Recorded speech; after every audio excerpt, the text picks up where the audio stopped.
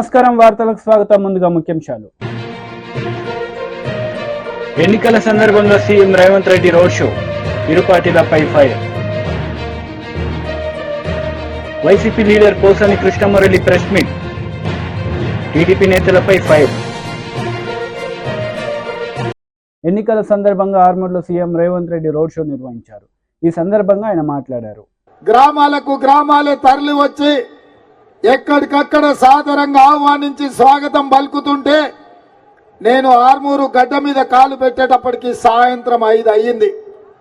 అయినా ఆర్మూరు బిడ్డలు, ఆర్మూరు రైతాంగం, ఆర్మూరు యువకులు మిట్ట మధ్యాహ్నం అన్నం తినకుండా సాయంత్రం అయినా మీరందరూ ఎదురు చూసి ఆనాడు నాకు స్వాగతం పలికి నాకు ఒక ధైర్యాన్ని ఇచ్చి కాంగ్రెస్ పార్టీకి సోనియా గాంధీ గారికి ఒక నమ్మకాన్ని ఇవ్వడంతో శ్రీమతి సోనియా గాంధీ గారు నన్ను కాంగ్రెస్ పార్టీ అధ్యక్షుడిగా నియమించడం జరిగింది. వాస్తవంగా కాంగ్రెస్ పార్టీ అధ్యక్షుడిగా అవకాశం రావడానికి ఆనాడు ఆర్మూర్లో ఈ రైతాంగం చేసిన దీక్ష, ఆనాడు మీరు అండగా నిలబడ్డారు కాబట్టి ఈనాడు పిసిసి అధ్యక్షుడినై రాష్ట్రం నలుమూలలో తిరిగి తండాలలో, గూడాలలో, మారుమూల పల్లెల్లో ప్రతి పేదవాడి తలుపు తట్టి ప్రతి పేదవాడి గుండెకు చేరుకొని ప్రజల్ని సమన్వయం చేసి 4 కోట్ల ప్రజల్ని కాంగ్రెస్ పార్టీ వెంట నడిపించినందుకు ఈనాడు ప్రజలు ఆశీర్వదించి 65 సీట్లు గెలిపించి తెలంగాణ రాష్ట్రానికి ముఖ్యమంత్రిగా చేసి మళ్ళీ ఈరోజు ఆర్మూర్ అంబేద్కర్ చౌరస్తాలో తెలంగాణ రాష్ట్ర ముఖ్యమంత్రిగా మీ ముందల నిలబడి నేను ఈరోజు మాట్లాడుతున్న మిత్రులారా, ఈరోజు నేను ఈ స్థాయికి చేరడానికి ఆనాడు ఆర్మూరు రైతాంగం అండగా నిలబడడమే ఈరోజు ఎంతో ఉపయోగపడ్డది అని చెప్పి నేను మీ ముందు చెప్పదలుచుకున్నా. మిత్రులారా, ఈరోజు మీరు ఆలోచన చేయండి. 2014లో 100 రోజుల్లో చక్కెర కర్మాగారం తెరుస్తా అని మాట ఇచ్చి చంద్రశేఖరరావు కుమార్తె కల్వకుంట్ల కవిత ఎన్నికల బరిలో దిగింది. ఆ ఎన్నికల్లో 100 రోజులు కాదు కదా, 10 ఏళ్లైనా చక్కెర కర్మాగారం తెరవకపోవడంతో ఆనాడు అండగా నిలబడి నిజామాబాద్ నియోజకవర్గం నుంచి పార్లమెంటుకు పంపించిన మీరు ఈ ప్రాంత రైతాంగం వాళ్ళని నమ్మించి మోసం చేసినందుకు, ఈ నిజామాబాద్ ప్రాంత రైతులను నట్టేట ముంచినందుకు అందరూ ఏకతాటిపైకి వచ్చి దాదాపుగా 2019లో 100 మంది నామినేషన్ వేసి మీ ప్రతాపాన్ని చూపించి ఆనాడు మీ రైతాంగంతోని పెట్టుకుంటే, మీకు మాట ఇచ్చి మోసం చేస్తే తప్పకుండా బండకేసి కొడతామని ఆర్మూరు ఈ ప్రాంత రైతులు నిరూపించారు. అదేవిధంగా 2019లో ఒక గుండాయన మీకు బాండ్ పేపర్ రాసిచ్చాడు.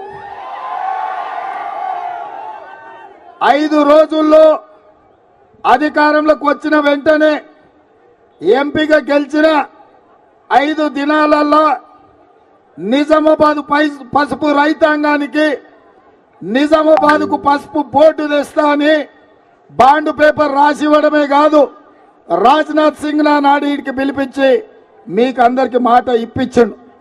రామ్ మాధవ్ గారిని ఈ ప్రాంతానికి ఆహ్వానించి రామ్ మాధవ్ గారి చేత కూడా మీకు మాట ఇచ్చిండ్రు. మీరు అనుకున్నాడు మావాడే మా బిడ్డనే పసుపు బోర్డు ఇప్పిస్తా అంటున్నాడు కదా, పసుపు రైతాంగాన్ని ఆదుకుంటా అంటున్నాడు కదా, అందుకే కవితను బండకేసి కొట్టి ఈ గుండును పార్లమెంటుకు మీరు పంపించింది. నేను ఇవాళ మా ఆర్మూరు యువకుల్ని నేను అడుగుతున్నా, 5 ఏళ్ళు అయిపోయింది, మోడీ ప్రధానమంత్రి అయి 10 ఏళ్ళు అయిపోయింది, మళ్ళా ప్రధానమంత్రి గారు వచ్చి టీడీపీ ఎమ్మెల్సీ అశోక్ బాబు మీడియా సమావేశం నిర్వహించారు. ఈ సందర్భంగా సీఎం జగన్ పై ఆయన మండిపడ్డారు. రేపు ప్రభుత్వం రాగానే మెగా డిఎస్సి పెడతాం. టీచర్లు లేకుండా, టీచర్లకు ట్రైనింగ్ లేకుండా ఇంగ్లీష్ మీడియం ఎట్లా రన్ అవుద్ది? వాళ్ళని లిక్కర్ షాపుల దగ్గర బాత్రూమ్ ఫోటోలు తీయమని చెప్పి వాళ్ళని అవమానించి వాళ్ళ గౌరవాన్ని గంగలో కలిపి వాళ్ళని సెకండ్ గ్రేడ్ సిటిజన్స్గా ట్రీట్ చేస్తున్న నువ్వు విద్యా విధానం గురించి మాట్లాడతావు. కాబట్టి ఈ రాష్ట్రంలో విద్య నాశనమైనంతగా భారతదేశంలో ఏ రాష్ట్రం కూడా విద్యా వ్యవస్థ నాశనం కాలేదు. దాని కారణం జగన్మోహన్ రెడ్డి మూర్ఖత్వం. అతను నేషనల్ ఎడ్యుకేషన్ పాలసీ తీసుకురావడం వల్ల ఆ స్కూళ్ళన్నీ కూడా మెర్జ్ అయిపోయి అంగన్వాడీలని ప్రైమరీ స్కూల్స్ హై స్కూల్స్గా 2 కిలోమీటర్లో ఉండాల్సిన స్కూళ్ళన్నిటిని కూడా ఎక్కడో పెట్టి పిల్లలు ఎవరు స్కూల్కి వెళ్ళలేని పరిస్థితుల్లో అందరూ ప్రైవేట్ స్కూల్కి వెళ్తే, దగ్గరలో ప్రైవేట్ స్కూల్కి వెళ్తే ఇవాళ ఎడ్యుకేషన్ సిస్టమ్ మొత్తం కొలాప్స్ అయింది. డిఎస్సి లేదు. ఇంకా 5 రోజులు నువ్వు పెట్టేదేంటి, చచ్చేదేంటి? ఈ రకంగా విద్యా వ్యవస్థ నాశనం చేసింది నువ్వు. అసలు ఇంగ్లీష్ మీడియం గురించి నువ్వు మాట్లాడతావేంటి? నీకేం హక్కు ఉంది? ఒక జీవో ఇస్తే అయిపోద్దా? ఆ జీవోతో మేము కూడా ఇచ్చాం. ఆల్ మున్సిపల్ హై స్కూల్స్ వాటిలో ఇంగ్లీష్ మీడియం కావాలని చెప్పి పెడితే నారాయణ గారి టైంలో టీచర్ సంఘాలు వచ్చి రిక్వెస్ట్ చేసినాయి. సార్ ఇలా సడన్గా పెడితే ఎట్టా, మాకు ట్రైనింగ్ సిలబస్ అంతా ఇంగ్లీష్ మీడియంలో ఉండాలి, మాకు ట్రైనింగ్ ఇవ్వాలి, నెక్స్ట్ అకాడమిక్ ఇయర్ నుంచి పెట్టుకోండి, మాకు అబ్జెక్షన్ లేదంటే దాన్ని వాయిదా వేయడం జరిగింది. ఇవాళ నువ్వు జీవో ఇచ్చావు, అయిపోయింది, నీ బాధ్యత అయిపోయింది. ఇంగ్లీష్ మీడియం పెట్టేసాం. దానికి టీడీపీ అడ్డుపడుతుంది. ఇంత దుర్మార్గమైన ప్రచారం బహుశా రాజకీయ వ్యవస్థలో ఎక్కడ చూడలేదు. ఇక మూడోది ఆరోగ్యశ్రీ. ఇవాళ 1500 కోట్లు నెట్వర్క్ హాస్పిటల్స్ బాకీ ఉన్నామని చెప్పి వాళ్ళు లెటర్ ఇచ్చారు. ASHA, association of super speciality hospitals. నువ్వు 1500 కోట్లు బకాయి ఉన్నావు కాబట్టి ఆ 15 కోట్లు చెల్లిస్తేనే మేము ఆరోగ్యశ్రీ ట్రీట్మెంట్ చేస్తామని చెప్పి. ఇది ఇవాళ సమస్య కాదు. ఎంప్లాయీస్ ఈహెచ్ఎస్ ఆపేశారు. ఎప్పుడైతే జగన్మోహన్ రెడ్డి ప్రభుత్వంలోకి వచ్చాడో 1 నెల, 2 నెలలు, 3 నెలలు అది సక్రమంగా నడిచింది. అక్కడి నుంచి డబ్బులు ఇవ్వకుండా వాళ్ళు ఆపేయటం, గవర్నమెంట్ పిలిచి బెదిరించడం, లొంగకపోతే ఒక 500 కోట్లు 400 కోట్లు ఇచ్చి ఇదిగో డబ్బులు ఇస్తున్నాం, మీరు కంటిన్యూ చేయండి. అలా ఆరోగ్యశ్రీని ఏ రోజున కూడా సవ్యంగా నడిపిన దాఖలా లేవు. ఇవాళ టీడీపీ ఏం చెప్తుంది? ప్రతి కుటుంబానికి రాష్ట్రంలో అంటే ఆర్థిక స్థాయితో సంబంధం లేకుండా ఒక మెరుగైన ఇన్సూరెన్స్ స్కీమ్, అంటే ప్రతి కుటుంబానికి 25 లక్షల రూపాయల వరకు ఇన్సూరెన్స్ స్కీమ్ తీసుకొస్తాము. ఎవరు కూడా జేబులో రూపాయి, నువ్వు 1000 రూపాయలు దాటితే ఆరోగ్యశ్రీ పెడతా ఉన్నావు, ఎక్కడ పెట్టిందా? నా కేసే నేను చెప్తున్నాను. నేను సర్జరీ చేయించుకుంటే అది దాదాపుగా 4 లక్షలు అవుతే నాకు 1,60,000 మాత్రం వచ్చినాయి. ఎందుకంటే అన్ని ప్యాకేజీ రేట్లకి హాస్పిటల్స్ ఎవరు చేయట్లా. వాళ్ళకి లాభం వస్తే చేస్తున్నారు. డెంటలు, మోకాలు కీలు మార్పిడి, ఐలో కొన్ని ఏదైతే ప్యాకేజ్ మాకు పర్లేదు, డబ్బులు వర్కౌట్ అవుతుంది అనుకుంటే ఆ ప్యాకేజ్ చేస్తున్నారు, మిగతా ప్యాకేజ్ చేయట్లేదు. YCP leader Posani Krishnamurali media సమావేశం నిర్వహించారు. ఈ సందర్భంగా ఆయన మాట్లాడారు. 6,000 ఎప్పుడు వస్తాయి? 5-6 నెలలు వస్తాయి. మళ్ళీ ఎప్పుడు వెయిట్ చేస్తారు ఈ పేదోళ్ళు? మళ్ళీ 5 ఏళ్ల తర్వాత మళ్ళీ ఎలక్షన్లు వస్తే అప్పుడు మనకు డబ్బులు వస్తాయి కదా అని అప్పటిదాకా వెయిట్ చేస్తూ ఉంటారు. ఒక జీవోత్సవాల్లాగా. ఇది వద్దు. పేదవాడు జీవోత్సవం కాదు, పెద్దవాడు జీవోత్సవం కాదు అని చెప్పి ఈ పథకాన్ని ప్రవేశపెట్టాడు. దీనికి అన్ని చదువులు కానీ, విజ్ఞానం కానీ, నాడు నేడు అన్నా కానీ, ఆరోగ్యం అన్నా కానీ, మీ ఇంట్లో బట్టలు లేవు, అన్నం లేదు, కూడు లేదు, గుడ్డ, ఇన్ని చూసి ఈ పథకాలు ప్రవేశపెట్టాడు. మీరు అనుకుంటున్నారు పంచుతున్నారు అనుకుంటున్నారు. నేనంటున్నాను, అర్బన్లో ఉండే మహానుభావులు, డబ్బున్న వాళ్ళు, ధనవంతులు, ముఖ్యంగా చెప్తే ఎగ్జాంపుల్ మా కమ్మ వాళ్ళు కూడా, అలాగే డబ్బున్న కాపు మహారాజులు కూడా అదే టౌన్లో ఉంటూ మీరు కూడా ఎంతో మందికి లక్షల రూపాయలు పంచుతున్నారు కదా పేదలకి.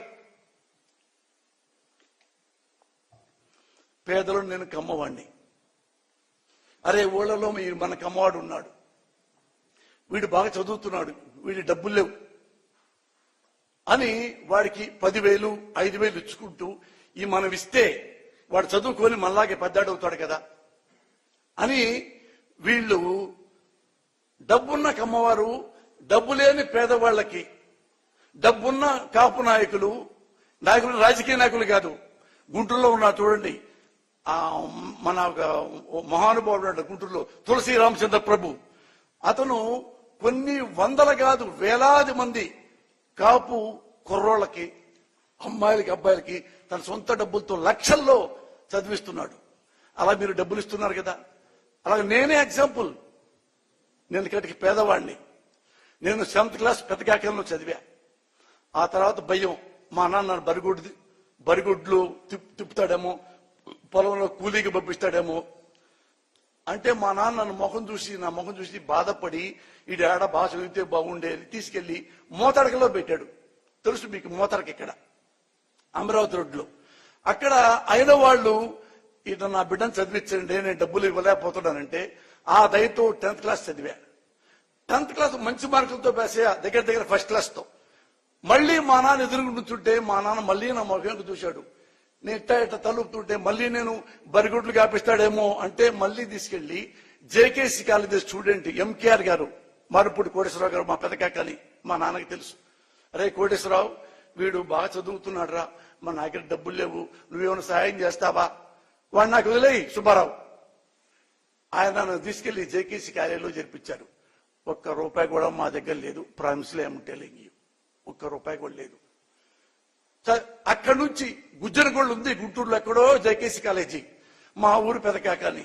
ఇక్కడ నుంచి బస్ ఎక్కి వెళ్ళాలి, బస్ స్టాండ్ లో దిగి మళ్ళీ బస్ ఎక్కి జేకేసీ కాలేజీకి వెళ్ళాలి. ₹1.5 ₹2 రోజు అవుతాయి. మా ఇంట్లో పావలా కూడా లేదు. ఎట్టా అంటే పాప ఆ ఎంకేఆర్ గారు నన్ను కమ్మ హాస్టల్లో చేర్పించాడు. కమ్మ హాస్టల్లో చేర్పిస్తే కమ్మ హాస్టల్లో అంత డబ్బులు మనం ఎక్కడ కడతాం. కమ్మ హాస్టల్లో నర్సాపూర్లో మాజీ సీఎం కేసీఆర్ రోడ్ షో నిర్వహించారు. ఈ సందర్భంగా ఆయన ప్రసంగించారు. కోతలైనవి కల్లాలైనవి ఇప్పుడు రైతు బంద్ వేస్తా అంటారు. ఇంతకన్నా పెద్ద జోక్ ఇంకేమైనా ఉంటుందా? కాబట్టి నేను అనేది ఏంటంటే, ఒక తల లేకుండా తోక లేకుండా ఈ ప్రభుత్వం అనేక రకాలుగా తెలంగాణను నష్టపరుస్తూ ఉంది. కరెంటు కోతలు పెట్టడం వల్ల హైదరాబాద్ నగరంలో పరిశ్రమలు వెళ్ళిపోయే పరిస్థితి ఉంది. ఐటీ ఇండస్ట్రీ దెబ్బతినే పరిస్థితి ఉంది. మన నర్సాపూర్ ప్రాంతానికి వస్తే బ్రహ్మాండంగా నేను కోమటి బండల నుంచి ప్రత్యేకమైన లైన్ వేయించిన, మంచినీళ్ళు బాగా రావాలని, కాళేశ్వరం ప్రాజెక్టుతోని నర్సాపూర్ లింక్ కావాలని, ఇక్కడ 1,50,000 ఎకరాలకు నీళ్లు రావాలని మన శంకరంపేట నుంచి కాలువలు తవ్వుతా ఉన్నారు. అవన్నీ మీ కళ్ళ ముందట్టే ఉన్నాయి. మల్లాన్న సాగర్ నుంచి ఒకసారి నీళ్లు రావడం మొదలైతే నర్సాపూర్ బంగారు తునుక అవుతుంది. దాన్ని మనం ఇవాళ ఈ కాంగ్రెస్ ప్రభుత్వం చేస్తుందనే నమ్మకం నాకు లేదు. దానికోసం ఆ కాలువ పూర్తి కావాలి, మల్లన్న సాగర్ నుంచి బ్రహ్మాండంగా నర్సాపూర్కు నీళ్లు రావాలి అంటే ఎంపీగా వెంకట్రామరెడ్డి సార్ గెలవాలి. ఎందుకంటే మనందరం కలిసి యుద్ధం చేస్తే తప్ప ఈ ప్రభుత్వం నీళ్ళు ఇచ్చేటువంటి ఆచారంలో లేదు. మనకు అర్థమైతా ఉంది. ఏ ఒక్క హామీ నెరవేర్చలే, ఇంకా నెరవేర్చే ఆశ కూడా లేదు. మనకు ఇబ్బంది కలుగుతా ఉంది. అటు విద్యార్థి లోకాన్ని గోల్మాల్ చేసినారు, అన్ని రకాలుగా కూడా ఇబ్బందుల పాలు చేస్తా ఉన్నారు. కేసీఆర్ ఎన్ని రకాలుగా నర్సాపూర్ అభివృద్ధి చేసిండో మీకు తెలుసు. మున్సిపాలిటీకి నేను 25 కోట్ల రూపాయలు ఇచ్చిన, వాటిని కూడా వాపసు తీసుకొని పోతా ఉన్నారు. గ్రామాల డెవలప్మెంట్ కోసం కూడా డబ్బులు ఇచ్చినాం, వాటిని కూడా వాపసు తీసుకొని పోతా ఉన్నారు. ఏ రకంగా కూడా క్యాన్సిల్ చేయడమే తప్ప ఏ విధంగా మనకు ఖచ్చితంగా వాళ్ళు ఇచ్చేటువంటి పరిస్థితి లేదు. మన కొల్చారం మండలంలో మల్లినాథ సూరి పేరు మీద మనం యూనివర్సిటీ పెడదామనుకున్నాం, దాన్ని కూడా చేసే పరిస్థితులలో ఈ కాంగ్రెస్ ప్రభుత్వం లేదు. అదేవిధంగా బీఆర్ఎస్ గవర్నమెంట్ ఉన్నప్పుడు హల్దీ వాగు మీద, మంజీర నది మీద ఎన్ని చెక్ డ్యాములు నేను కట్టించినో మీకు తెలుసు. 10 చెక్ డ్యాములు కట్టినాం, దాంతో పంటలు బ్రహ్మాండంగా పండించుకున్నాం. దాన్నంతా కూడా ఇలా దెబ్బతీసేటువంటి పరిస్థితి వస్తూ ఉంది. అంటే తాగునీళ్లు రావు, సాగునీళ్లు రావు, కరెంటు రాదు, పేదల సంక్షేమం లేదు. ముసలోళ్లకు 2,000 రూపాయలు మనం పెన్షన్ ఇచ్చినాం, వీళ్ళు 4,000 ఇస్తామన్నారు. వచ్చినాయా 4,000 రూపాయలు? వచ్చే నమ్మకం ఉన్నదా? అంటే ఈ విధంగా ఏ ఒక్క హామీ నెరవేర్చలే. ప్రతిదానికి ఏదో కొండి పెట్టడం, తొండి పెట్టడం, అబద్ధాలు చెప్పడం.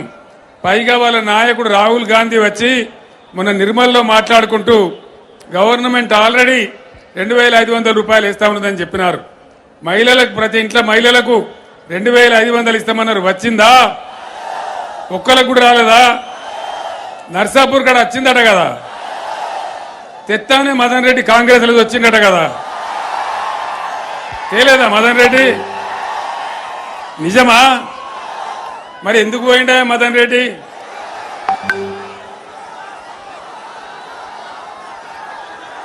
పైచలక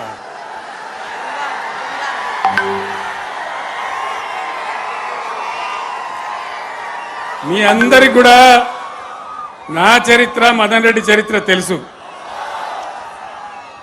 అప్పుడు తెలుగుదేశంలో ఉన్నప్పుడు ఎమ్మెల్యే ప్రయత్నం చేస్తామంటే ఓడిపోయిండు. 2 సార్లు ఎమ్మెల్యే చేసింది కేసీఆర్ కదా.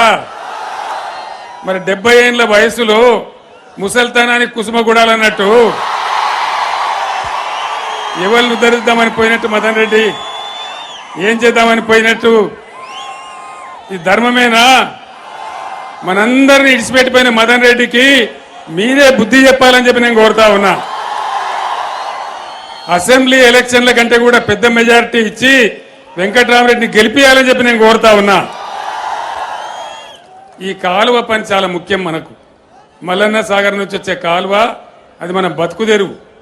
నాకు మనం నర్సాపూర్ మీద ఉండే ప్రేమతోని సునీత గారు గెలిచిన కాడి నుంచి దాని స్పీడ్ పెంచి నీళ్లు తెచ్చే ప్రయత్నాలు చేస్తూ ఉన్నాం. ఈ కాంగ్రెస్ మెడలు వంచి నీళ్లు తేవాలంటే ఖచ్చితంగా పార్లమెంట్ ఎన్నికల్లో వెంకట్రామరెడ్డి గారిని గెలిపించాలి. ఆయనతో పాటు మనందరం కూడా యుద్ధం చేయడానికి సిద్ధంగా ఉండాలి. కాంగ్రెస్ మెడలు వంచైనా సరే ఈ కాలువ పని పూర్తి చేసుకోవాలి. మన పొలాలు గోదావరి నదీ జలాలతోని నర్సాపూర్ పొలాలన్నీ పారాలే. అదే కేసీఆర్ కళ అని చెప్పి నేను మాట్లాడుతా ఉన్నా. ఇక ఇంకో పార్టీ నరేంద్ర మోడీ. ఏమన్నా పైసా లాభమైందా నరేంద్ర మోడీతోని? 150 స్లోగన్లు చెప్పిన 150 సబ్కా సాత్ సబ్కా వికాస్. టీడీపీ పోలిట్ బ్యూరో సభ్యులు వర్ల రామయ్య మీడియా సమావేశం నిర్వహించారు. ఈ సందర్భంగా పలు అంశాలపై ఆయన మాట్లాడారు. బయట ఈ పోలీస్ పోస్టల్ బ్యాలెట్ గురించి ఆయన చెప్పాలి సమాధానం. అందుకే కొత్తగా వచ్చిన డీజీ గారిని కూడా మేము కోరుతూ ఉన్నాము, అయ్యా మీరు కూడా అర్థం చేసుకోండి. చాలామంది విధి నిర్వహణలో బయట రాష్ట్రాల్లో ఉన్నారు, మన రాష్ట్రానికి చెందిన పోలీస్ అధికారులు, సిబ్బంది. వాళ్ళందరినీ కూడా ఎన్నికలకు పిలిపించండి. 13వ తారీఖున ఓటేస్తారు, మళ్ళీ 14న కావాలంటే వెళ్తారు. మహారాష్ట్రలో 20వ తారీఖు వరకు మహారాష్ట్రలో లేదు పోలింగ్. మీ నోడల్ ఆఫీసర్ మీరు కూడా దీని మీద స్పందించి అవసరమైతే nodal officer let him go to election commission. Me police nodal officer has to go to Delhi. Delhi వెళ్ళి కూర్చొని వాళ్ళకి ఆర్డర్స్ ఇప్పించాలా, వాళ్ళకు ఒక మూవ్మెంట్ ఆర్డర్ ఇవ్వాలి. మహారాష్ట్ర నుంచి వెళ్ళండి ఆంధ్రప్రదేశ్కి, మీ ప్రాంతాలకు వెళ్ళండి, ఓటు వినియోగించుకోండి, మరలా తిరిగి రండి. ఒకవేళ అది క్లిష్ట పరిస్థితులు అయినట్లయితే మీరు పోస్టల్ బ్యాలెట్ వినియోగించే అవకాశాన్ని వాళ్ళకి కల్పించండి అని చెప్పి కూడా డీజీ గారిని కోరుతున్నాం. పోలీస్ నోడల్ ఆఫీసర్ ఎవరో వారిని కూడా మేము కోరుతున్నాం. ఏ ఒక్క పోలీస్ అధికారి కూడా, పోలీసు సిబ్బంది కూడా ఓటు వేయకుండా ఉండే పరిస్థితులు ఉండటానికి వీలేదు. ప్రతి పోలీస్ అధికారికి, ప్రతి పోలీస్ సిబ్బందికి కూడా ఓటు వినియోగించే హక్కు కల్పించండి. ఆ హక్కుని కాలరాయటానికి వీలేదని చెప్పి కూడా తెలియజేస్తూ మేము సెంట్రల్ ఎలక్షన్ కమిషన్ కూడా కోరుతున్నాం, వెంటనే స్పందించండి. టైం కూడా లేదు, వాళ్ళు మహారాష్ట్ర నుంచి రావాలి, వాళ్ళందరినీ పిలిపించి వారి వారి బెటాలియన్స్కి వెళ్ళి అక్కడ ఓటు హక్కు వినియోగించుకునే అవకాశాన్ని కల్పించమని చెప్పి కూడా మేము కోరుతున్నాం. ఇక్కడ ఇంకా రాష్ట్రంలో హోంగార్డ్స్ దాదాపు 25,000 మంది పైచిలకు హోంగార్డ్స్ ఉన్నారు.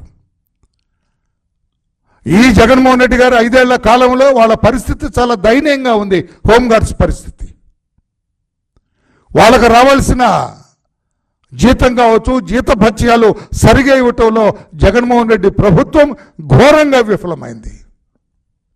చాలా ఈతి బాధలతో ఇబ్బందులు పడుతున్నారు హోంగార్డ్స్ అంతా కూడా. వాళ్ళ బాధలు తెలిసిన వాడిగా ఈరోజు తెలుగుదేశం పార్టీలో జాతీయ ప్రధాన కార్యదర్శిగా, పొలిట్ బ్యూరోలో ఒక మెంబర్గా నేను వరలరామయ్య గారు నేను చెబుతున్నా, హోంగార్డ్స్ సోదరులరా, తెలుగుదేశం పార్టీ అధికారంలోకి వస్తుంది, తప్పకుండా మీ జీవన ప్రమాణాలని మెరుగైన రీతిలో మెరుగుపరుస్తుందని చెప్పి కూడా నేను మా చంద్రబాబు నాయుడు గారి తరఫున మీకు హామీ ఇస్తున్నాను. నేను మీరేమీ అధైర్యపడొద్దు, తెలుగుదేశం పార్టీ అధికారంలోకి వస్తుంది, తప్పకుండా మీ జీవన ప్రమాణాలు పెంచుతుందని చెప్పి కూడా నేను మీ అందరికీ హామీ ఇస్తున్నా. మీ వాడిగా, మీ ఇబ్బందులు తెలిసిన వాడిగా నేను తెలియచేస్తున్నా. అంతేకాదు, మీకు రావాల్సిన బకాయిలన్నీ కూడా అధికారంలోకి వచ్చిన వెంటనే మా అధ్యక్షులు చంద్రబాబు ఆయన కూడా పోలీసు వ్యవస్థ అన్న, మీ హోంగార్డ్స్ అన్న కూడా చాలా ఆయన మీ పట్ల చాలా సానుకూలంగా ఉంటారు. అందుకని మీ అందరికి విజ్ఞప్తి చేస్తున్నా, మేము డోంట్ బి డిజార్టెన్, మీరేమీ అభద్రతా భావానికి లోనవద్దు. మీరు తప్పకుండా కూటమి అధికారంలోకి వస్తుంది, చంద్రబాబు నాయుడు గారు ముఖ్యమంత్రి అవుతారు, మీకు రావాల్సిన పాత బకాయిలన్నీ కూడా వెంటనే చెల్లించి ఏర్పాటు చేస్తాం. మీ ఫ్యామిలీస్కి కూడా కావలసిన ఈ హెల్త్ ఇన్సూరెన్సెస్ కానీ, మీకు వ్యక్తిగతంగా హెల్త్ ఇన్సూరెన్స్ కానీ ఇవన్నీ కూడా చంద్రబాబు నాయుడు గారికి తెలియజేసి ముఖ్యమంత్రిగా ఆయన మీ పట్ల సానుకూలంగా వ్యవహరించేటట్లుగా చూస్తామని చెప్పి కూడా మీ వాడిగా నేను మీ అందరికీ హామీ ఇస్తున్నాను. మహిళా కమిషన్ మాజీ చైర్పర్సన్ వాసిరెడ్డి పద్మ మీడియా సమావేశం నిర్వహించారు. ఈ సందర్భంగా పలు అంశాలపై ఆమె మాట్లాడారు. అటాక్లకి ఒక ఉసిగొలుపుతున్నారు. పైన అధిష్టానం సంకేతం లేకుండా, చంద్రబాబు గారి సంకేతం లేకుండా ఈ రోజున హోమ్ మినిస్టర్ మీద, దళిత మహిళ మీద దాడులకు పాల్పడేటటువంటి ధైర్యం తెలుగుదేశం పార్టీ నాయకులు చేస్తారా? ఇది డైరెక్ట్ గా చంద్రబాబు ప్రోద్బలంతో జరుగుతున్నటువంటి దాడులు అనడానికి ఎటువంటి సందేహం ఇవాళ మాకు కలగడం లేదు.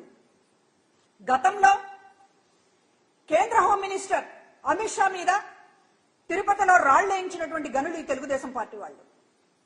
అంటే మీకు కేంద్ర హోమ్ మినిస్టర్ అంటే లెక్కలేదు, రాష్ట్ర హోమ్ మినిస్టర్ అంటే లెక్కలేదు, మహిళలంటే లెక్కలేదు, దళితులంటే లెక్కలేదు. ఇష్టానుసారంగా మీరు దాడులకి, రాళ్లతోటి, కర్రలతోటి దాడులకు పాల్పడతారు. మీరు ఈ రోజు జగన్మోహన్ రెడ్డి గారి ప్రభుత్వము అరాచకాలు అని చెప్పి మాట్లాడతారు. చంద్రబాబు అరాచకాల గురించి మాట్లాడేటటువంటి అర్హత మీకుందా? ఇవాళ ఎవరు ప్రతిపక్షంలో ఉండి కూడా కవ్వింపు చర్యలకి, దాడులకి పాల్పడుతుంటే సంయమనం పాటిస్తూ అధికారంలో ఉన్నా కూడా, గత 5 ఏళ్లుగా కూడా సంయమనం పాటిస్తూ ఈ రోజున పరిపాలన జరగాలి, పేద ప్రజలకు మంచి జరగాలి, మహిళలకు మేలు జరగాలి తప్ప వాళ్ళు కవ్వించినా సరే దాడులకి కానీ లేకపోతే మరొక దానికి కానీ పాల్పడొద్దు అనేటటువంటి కంట్రోల్ చేసింది జగన్మోహన్ రెడ్డి గారు. ఈ రోజున ఎన్నికల సమయంలో కూడా కనీసం ప్రజలేమనుకుంటారు, మహిళలేమనుకుంటారు, దళితులేమనుకుంటారు అనేటటువంటి ఒక సంకోచం కూడా లేకుండా మీరు దాడులకు పాల్పడుతున్నారంటే ఎలాగైనా సరే కొట్టైనా, తిట్టైనా, అవసరమైతే చంపైనా అధికారంలోకి రావాలి అనేటటువంటి స్టాండ్ తీసుకున్నారా చంద్రబాబు గారు అనే అనుమానం కలుగుతా ఉంది.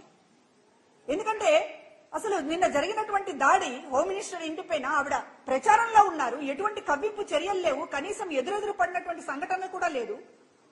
ప్రచారంలో ఉన్నటువంటి కార్యకర్తల మీద దాడులు చేసుకుంటూ ఆఫీసులో లోపల ఇంట్లో హోమ్ మినిస్టర్ ఉంది, ఆవిడ్ని కొట్టాలి అనేటటువంటి దాంతో మీరు తలుపులు పాలగొట్టి కర్రలతోటి దాడి చేసేటటువంటి ప్రయత్నం చేశారంటే ఇదెంత దుర్మార్గమైనటువంటి విషయం.